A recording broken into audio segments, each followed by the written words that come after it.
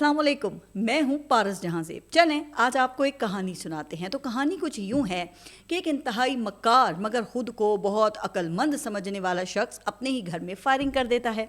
जी हाँ, अपने ही घर वालों पर, सिर्फ इसलिए ताकि वो पड़ोसी के ऊपर इल्ज़ाम लगा सके। अरे भाई, क्या कोई दुश्मनी वगैरह थी? तो नहीं, मसला ये था कि उसको पड़ोसी से जलन, हसद थी। पड़ोसी के घर में उसकी नज़र थी, लेकिन उसका बस नहीं चल रहा था कि किसी तरह उस पड़ोसी का घर हत्या ले। फिर उसको ये भी बड़ा दुख था कि पड़ोसी का घर छोटा है, पर लोग इसकी इज़्ज़त क्यों करते हैं?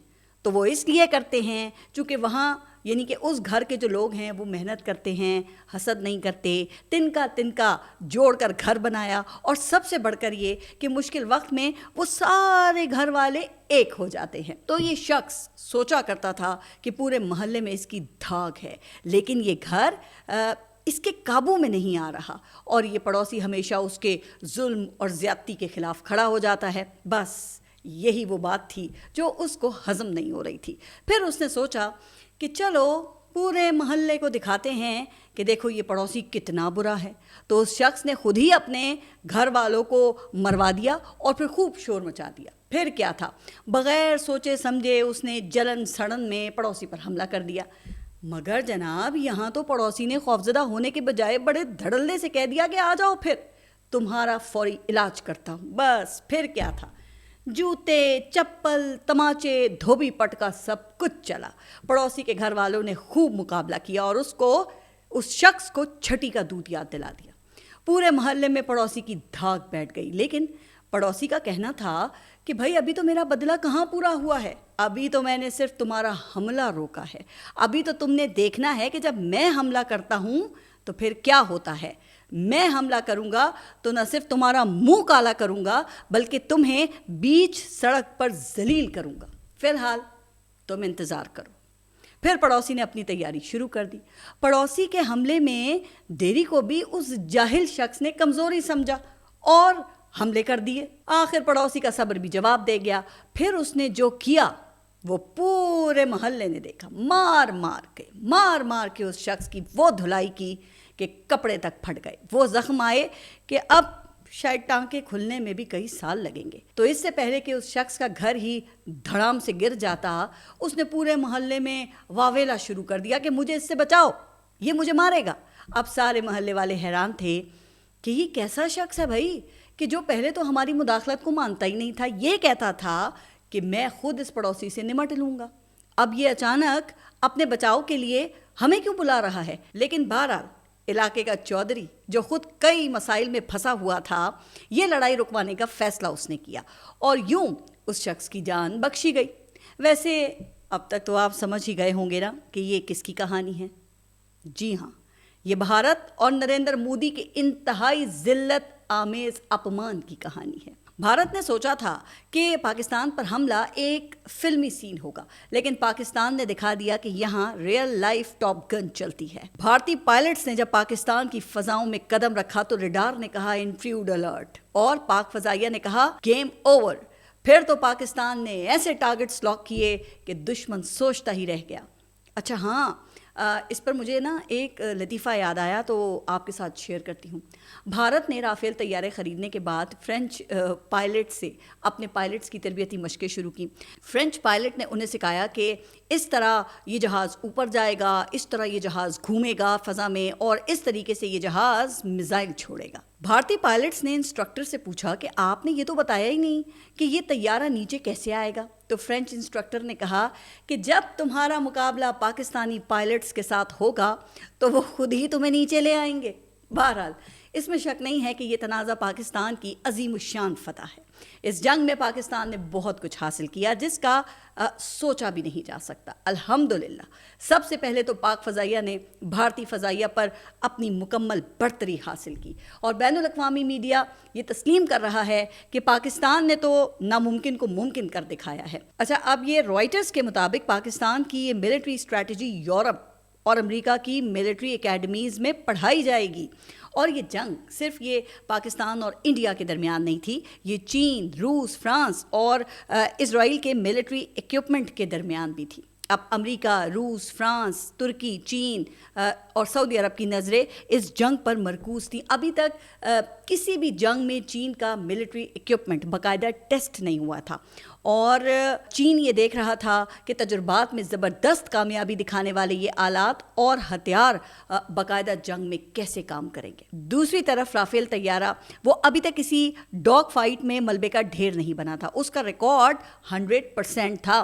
اب فرانس کو ان طیاروں کے اوپر بڑا ہی اعتماد تھا اور اس کے طیاروں کی مانگ پوری دنیا میں تھی۔ اچھا، یہی معاملہ روس کے یہ S-400 ڈیفنس سسٹم کا تھا، جس کی ایکیوریسی 100% تھی۔ ترکی نے امریکہ کی ناراضگی مول لے کر یہ سسٹم روس سے خریدا تھا، اور اس کے جواب میں امریکہ کی طرف سے ترکی پہ سخت پابندیاں بھی عائد کی گئی تھیں۔ اچھا، چین جیسی سپر پاور نے بھی یہ سسٹم روس سے ہی خریدا تھا۔ پھر اسرائیلی ڈرون، جن کو گرانا بھی کوئی خالہ جی کا گھر تو نہیں تھا، تو یہ ممالک باقاعدہ سیٹلائٹ سے اس جنگ کو مانیٹر کر رہے تھے، لیکن جو پاکستان نے کیا وہ تو ان کے لیے بھی ناقابل یقین تھا۔ صرف 3 دن میں رافیل اور S-400 کی جو مارکیٹ تھی وہ دھڑام سے گر گئی، اور چین کے JF-17 اور J-10 طیاروں کی مارکیٹ وہ آسمان پر چلی گئی۔ اب امریکہ اور یورپ پریشان ہیں کہ اگر کسی جنگ میں چین کا سامنا ہو گیا تو مقابلہ کیسے کیا جائے گا۔ اس کے علاوہ پاکستان کی سب سے بڑی کامیابی اپنا ڈیٹرنس دوبارہ ریسٹور کرنا تھا۔ بھارت پاکستان پر حملوں کو ایک یہ نیو نارمل بنانا چاہتا تھا، تاکہ دنیا کے لیے یہ بالکل ویسے ہی ایک عام سی بات بن جائے جیسے افغانستان، عراق اور غزہ پر حملے عام سی بات ہے، اور پاکستان کوئی جواب بھی نہیں دے پائے، یعنی پاکستان کا ڈیٹرنس ختم ہو جائے۔ لیکن پاکستان نے بھارت کو سبق سکھا کر اپنا ڈیٹرنس قائم کر دیا۔ ذرائع کے مطابق پاکستان نے بھارتی آرمی چیف اور پردھان منتری نریندر مودی کے ٹھکانے بھی لاک کر دیے تھے، لیکن جان بوجھ کر ان کو ہٹ نہیں کیا، کیونکہ یہ انٹرنیشنل لاء کی خلاف ورزی ہو جاتی۔ چلیں، اب آئندہ 20 سال تک کم از کم بھارت کو پاکستان پر حملہ کرنے کی جرت نہیں ہوگی۔ اس کے علاوہ پاکستان کے میزائل بھی نشانوں پر لگے۔ اچھا، ویسے پاکستان میں بہت سے لوگ ان میزائل تجربات پر بھی تنقید کیا کرتے تھے کہ آخر بھئی ان کا فائدہ کیا ہے، اور کہا کرتے تھے کہ اس کے بجائے جو دفاعی بجٹ ہے وہ کم کر کے دیگر شعبوں میں لگایا جائے۔ لیکن اس تنازع نے ہمارے ان میزائلوں کی اہمیت اور ایکیوریسی دونوں کو ہی ثابت کیا ہے۔ بہرحال پاکستان نے خطے میں رولز آف دا گیمز اور رولز آف ملٹری اسٹریٹجی دونوں ہی تبدیل کر دیے ہیں۔ مودی تو اپنے ہی گھر میں بری طرح ایکسپوز ہوا ہے۔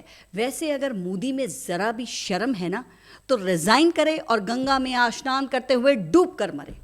اب دیکھیں نا کہ اس کے حواری تو بیچ بازار میں ہی بے لباس ہو گئے ہیں، اور آئندہ کئی برسوں تک شرم سے منہ چھپاتے پھریں گے۔ ویسے اب یہاں بھارتی جنتا کو بھی سوچنا ہوگا کہ وہ کس پاگل کو اپنا پردھان منتری چنتے آ رہے ہیں۔ ایک ذہنی پاگل جو خود غرضی کی اس انتہا پر ہے کہ صرف چناؤ جیتنے کے لیے اپنے ہی 140 کروڑ لوگوں کی زندگیاں خطرے میں ڈال دیتا ہے۔ یہ فسادی ذہن اس خطے میں ایک نیوکلیئر جنگ شروع کروانے چلا تھا۔ تو میرا بھارت کے ایک عام ناگرک سے سوال ہے کہ کیا کبھی تم نے اس جاہل سے پوچھا کہ یہ آتنکوادی نامعلوم مقام سے کس طرح آتے ہیں اور یہ کس طرح آتنک پھیلا کر نامعلوم مقام پر غائب ہو جاتے ہیں؟ کیا تم نے کبھی اس فسادی سے پوچھا کہ اس نے بھارت کو جوڑا ہے یا تقسیم کیا ہے؟ بتاؤ نا، کیا کبھی تم نے اس سے پوچھا کہ اس جانور کا ہر نعرہ ہندو، مسلم اور پاکستان پر ہی کیوں ہوتا ہے؟ کیا تم نے کبھی اس سے پوچھا کہ اس نااہل نے جنتا کی بھلائی کے لیے کیا کیا کیا ہے؟ یا بس ہندو خطرے میں ہے اس طرح کے بھاشن سن کر تم سب اندھوں کی طرح اس کے پیچھے لگے ہوئے ہو؟ ارے بھائی، ویسے کمال ہے کہ یہ 140 کروڑ ہندوؤں کو اس وقت خطرہ نہیں تھا جب مسلمانوں نے ان پر 800 سال حکومت کی۔ اس وقت خطرہ نہیں ہوا جب فرنگی نے ان پر 200 سال حکومت کی، تو پھر اب کیسے خطرہ ہو جائے گا جب کہ ہندوستان پر خود ایک کٹرواد انتہا پسند متعصب ہندو کی حکومت ہے۔ اس لیے کچھ عقل کے ناخن لو، خود بھی ترقی کرو اور پاکستان کی جان بھی چھوڑ دو۔ اچھا، اب یہاں سب سے بڑی بات پاکستان کی ڈپلومیٹک کامیابی ہے۔ آپ دیکھ لیں کہ اس پورے تنازع میں بھارت تنہا کھڑا دکھائی دیا۔ پوری دنیا نے دیکھا کہ بھارت پہلگام حملے میں پاکستان کے حوالے سے کوئی ثبوتی پیش نہیں کر سکا۔ دنیا کے ہر ملک نے اس حملے کی مذمت تو کی، لیکن کسی نے اس پر پاکستان کا ہاتھ ہونے کا دعویٰ تسلیم نہیں کیا. پھر پاکستان کے شہروں پر حملے کے بعد ٹرمپ نے تو اپنے روایتی انداز میں اس کو شرمناک تک کہہ دیا. اب پوری دنیا مودی کے اس پاگل پن سے گھبرا کر کشیدگی کم کرنے اور ڈی ایسکیلیشن کا کہتی رہی. اسی دوران پھر وہ سندھ طاس معاہدے کے حوالے سے بھی بھارت کو دنیا بھر میں تنقید کا سامنا کرنا پڑا، چونکہ وہ ایک ایسے معاہدے کو معطل کر رہا تھا جو کئی دہائیوں سے ان دونوں ممالک کے درمیان آبی توازن کا ضامن تھا. اب پاکستان کی حکمت عملی سفارتی میدان میں کامیاب رہی اور پھر عالمی برادری نے اس معاملے کو سنجیدگی سے لیا. تو سندھ طاس معاہدے کی معطلی کا حساب وہ ابھی باقی ہے. پاکستان کو اس حوالے سے ورلڈ بینک کی ثالثی کی ضرورت ہوگی، اور اگر ورلڈ بینک کی ثالثی کے باوجود بھی یہ معاملہ حل نہیں ہوتا تو پھر پاکستان کو بین الاقوامی ثالثی کی عدالت میں جانا ہوگا، جہاں یہ معاملہ پھر کئی ماہ بھی چل سکتا ہے. اور یقیناً فیصلہ پاکستان کے حق میں ہی ہوگا، کیونکہ معاہدے کے تحت بھارت یک طرفہ طور پہ اس معاہدے کو ختم کر ہی نہیں سکتا ہے. اچھا، اس دوران بھارتی کارٹون میڈیا اور بھارت کے ریٹائرڈ فوجی مسخرے اور دفاعی تجزیہ کار بھی ویسے بری طرح ایکسپوز ہوئے. خاص طور پر انہوں نے 8 مئی کی رات کو جو کامیڈی کا سیزن 2 پیش کرتے ہوئے تماشا لگایا تھا، وہ تو اپنے اندر ہی پوری ایک فلم تھا. انہوں نے راتوں رات پاکستان کا وہ کراچی پورٹ تباہ کروا دیا، بلکہ لاہور پر قبضہ کروا کے جنرل عاصم منیر کے خلاف فوجی کو بھی کروا دیا تھا. پاکستان کے F-16 جیٹ گرانے سے لے کے پاکستانی پائلٹ کی گرفتاری تک بھائی ایسے شوشے چھوڑے کہ دنیا کا تو ہنس ہنس کے برا حال ہو گیا. دنیا بھر میں لوگ سوشل میڈیا پر خوب قہقہے لگا رہے تھے کہ یہ خبر ہے یا عقل کا جنازہ، کیونکہ آپ دیکھیں کہ کوئی بھی میچیور یا سمجھدار قوم جو ایٹمی قوت بھی ہو، اس کا میڈیا اس قسم کی بیہودگی کیسے کر سکتا ہے؟ خیر، بھارت باز تو ابھی بھی نہیں آیا ہے. LOC اور ورکنگ باؤنڈری پر مسلسل سیز فائر کی خلاف ورزیاں بھی کر رہا ہے اور وہاں کی سویلین آبادی پر بم برسا رہا ہے. تو ایسے تو یہ باز نہیں آئے گا. ظاہر ہے کہ اس کی تفصیلی مرمت کا ادھار کبھی نہ کبھی چکانا ہوگا. چلیں، ابھی تو ڈونلڈ ٹرمپ نے سیز فائر کروا دیا ہے اور اب 12 مئی کو دونوں اطراف کے DGMOs کی ملاقات میں اس حوالے سے فائنل بات بھی ہوگی. لیکن ایک بات تو طے ہے کہ بھارت کو مذاکرات کی میز پر آنا پڑے گا. وہ آپ نے سنا ہوگا نا کہ بلیسنگ ان ڈسگائز. تو یہ تنازع پاکستان کے لیے رحمت ثابت ہوا ہے. پاکستان دوبارہ پھر انٹرنیشنل پلیئر بن گیا ہے اور امریکہ تو سر پکڑ کے بیٹھا ہوا ہے کہ ہم تو ان ہندوتوا کے سانپوں کو چین کے مقابلے کے لیے تیار کر رہے تھے. یہ تو پاکستان کے سامنے ڈھیر ہو گئے، یہ تو پاکستان کے سامنے 2 دن بھی نہ ٹک سکے. تو پھر یہی ہوتا ہے نا کہ جب ایک کٹرواد نااہل قیادت کے ہاتھ میں کنٹرول ہو. جناب، ہماری قیادت بھی نااہل ہو سکتی ہے، لیکن شکر ہے کہ کٹرواد یا انتہا پسند نہیں ہے. تو اس امید کے ساتھ کہ مودی کو اس کی اوقات کا پتہ چل گیا ہوگا اور اب وہ ہنومان کا نہیں انسان کا بچہ بن کر رہے گا. آپ سب اپنا بہت خیال رکھیے اور اگلے ولاگ میں پاکستان کے داخلی ایشوز پر بھی دوبارہ بات شروع کریں گے. اللہ حافظ.